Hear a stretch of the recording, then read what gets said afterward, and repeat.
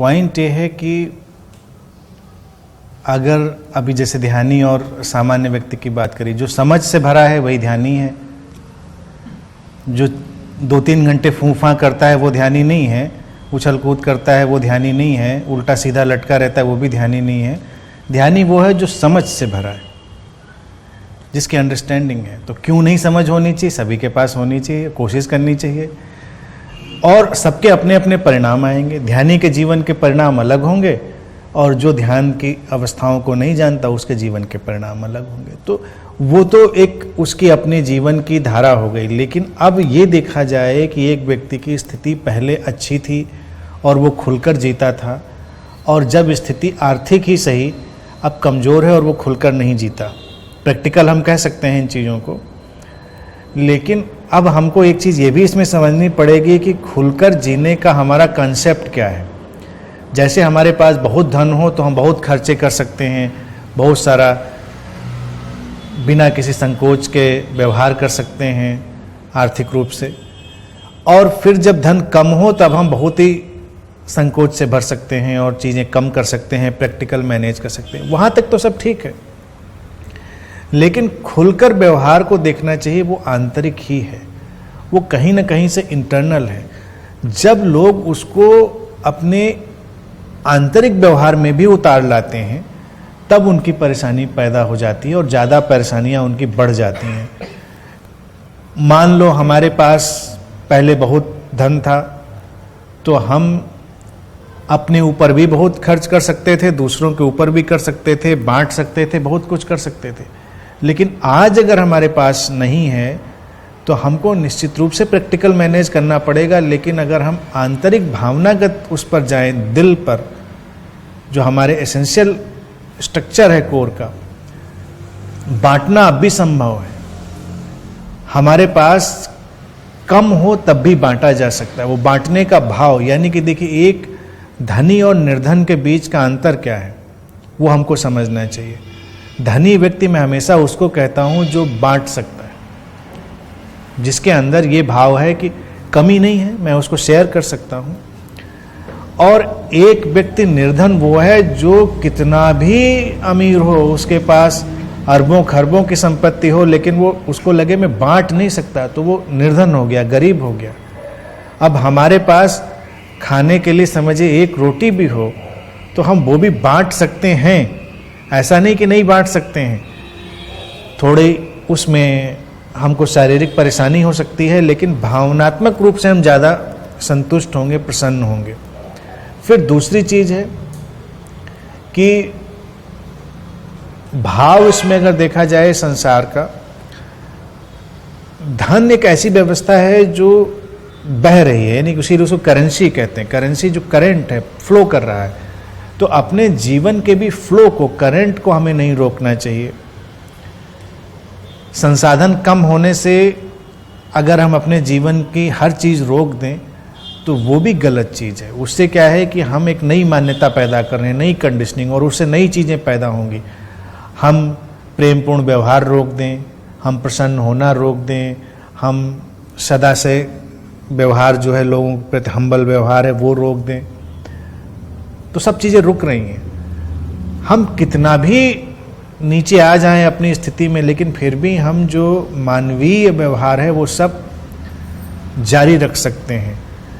और देखा जाए दूसरी, धन और निर्धनता का एक जो अंतर है वो एक डिग्निटी, गरिमा, वो हम तब भी बना के रख सकते हैं और अब भी बना के रख सकते हैं। आप अगर उस डिग्निटी को तलाशने जाएं तो बड़े बड़े धनी लोगों के पास वो डिग्निटी नहीं मिलती। अहंकार मिलेगा, डिग्निटी नहीं मिलेगी, क्योंकि वो अहंकार उनका धन पर खड़ा है, और धन चला जाएगा तो जमीन पर आ जाएंगे।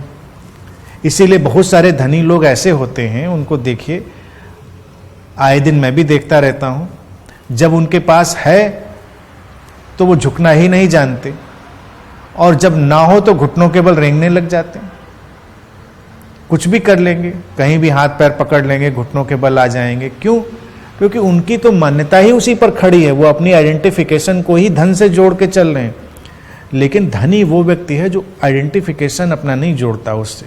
वो जानता है ये काम चलाऊ चीज़ थी, सुविधाजनक थी, इतना इससे नहीं जोड़ना है, तो अपना अच्छा व्यवहार फिर भी जारी रखें। अच्छा व्यवहार जारी रखने से ही फिर व्यवस्थाएं बनती हैं, लोग हमारे पास आते हैं, जुड़ते हैं। अपने आसपास परिवार में चारों तरफ अगर ध्यान दे के देखो तो दिखाई देगा कि आदमी आगे बढ़ता है मदद से, लोग सहायता करें एक दूसरे की। लेकिन कई बार कुछ लोग इतने कटु हो जाते हैं, इतने अपने में ही सिकुड़ जाते हैं कि सहायता करने के लिए कोई आगे ही नहीं आता उनके। क्योंकि सहायता भी व्यक्ति करना चाहता है उस व्यक्ति की जो खुला हुआ है, प्रसन्न है और दूसरे के लिए जीने के लिए कुछ तैयारी दिखा रहा है, वो मदद आ जाएगी। लेकिन अगर हम अपने लिए ही जीने की तैयारी लेके चल रहे हैं तो ऐन मौके पर मदद भी नहीं आती, लोग हटने लगते हैं पीछे। तो धनी व्यक्ति की जो पहचान है, मैं समझता हूं कि वो अपने लिए भी जिए, दूसरों के लिए भी जिए। तो जब मुश्किल का वक्त होगा तब लोग उसके साथ खड़े होने लग जाएंगे। पुराने इतिहास में जाएं, एक होता है व्यक्ति किसी षड्यंत्र से और किसी अचानक आ गई बदलाव से राजा बन जाए। तो जब सत्ता छिनती है, व्यवस्था जाती है, तो वो बिल्कुल बेगर जैसा ही हो जाता है, भिखारी जैसा ही हो जाता है। और एक व्यक्ति जिसके अंदर वो राजसीपन है, यानी कि वो कॉस्मिक डिजाइन में ही उसके अंदर वो राजसीपन है, तो अगर सत्ता चली भी जाए तब भी उसका वो ढंग नहीं जाता, उसकी वो डिग्निटी नहीं जाती।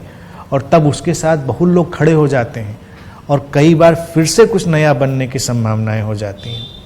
तो मेरा इसमें सजेशन बस यही है, प्रैक्टिकल अगर बात करें, खुलकर जीने के कॉन्सेप्ट को हम बहुत सारा इकोनॉमिक और सुविधागत ना माने, उसको हम भावनात्मक ज़्यादा समझें, उसको हम अपनी संवेदनाओं के तल पर ज़्यादा समझें और उस तरह से हम जिएं।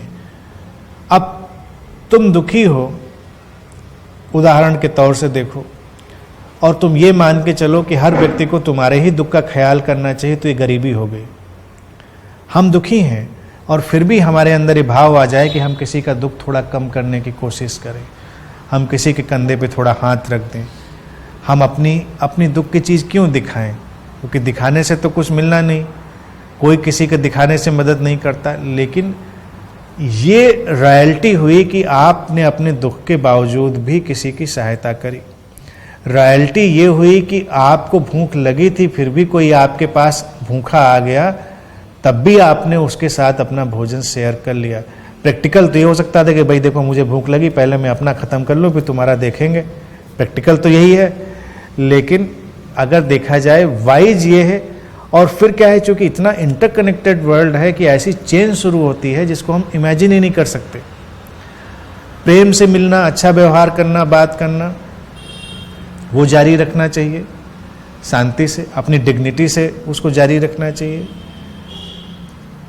बहुत सारे लोग देखिए जब धन की अवस्था में होते हैं तो उनका एरोगेंस और उनकी सब चीज़ें बिल्कुल अलग हैं। प्रेम से भी वो बोलते हैं अफोर्ड करने के लिए, यानी कि प्रेम उनका कहाँ पर है? एक धनी व्यक्ति दूसरे धनी व्यक्ति से प्रेम से बोलेगा। जब कोई उससे भी आ जाएगा तो प्रेम में थोड़ा और शॉक एब्जॉर्बर्स आ जाएंगे, लगेगा बड़ा विनम्र व्यक्ति है, कैसे झुक के बोलता है, आवाज़ में कैसी चाशनी मिला लेता है, सॉफ्ट हो, तो घुटनों के बल आ रहा है, प्रेम नहीं आ रहा है, चापलूसी आ रही है उसके अंदर। क्योंकि अपने से बड़ा आदमी आ गया, उसकी आवाज़ धीमी पड़ गई, उसकी डेलिकेसी आ गई, सब कुछ आ गया।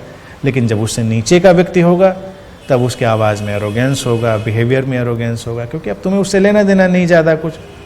और नीचे होगा तो और एरोगेंस हो जाएगा, और नीचे होगा तो फिर मधुरता कटुता में बदल जाएगी।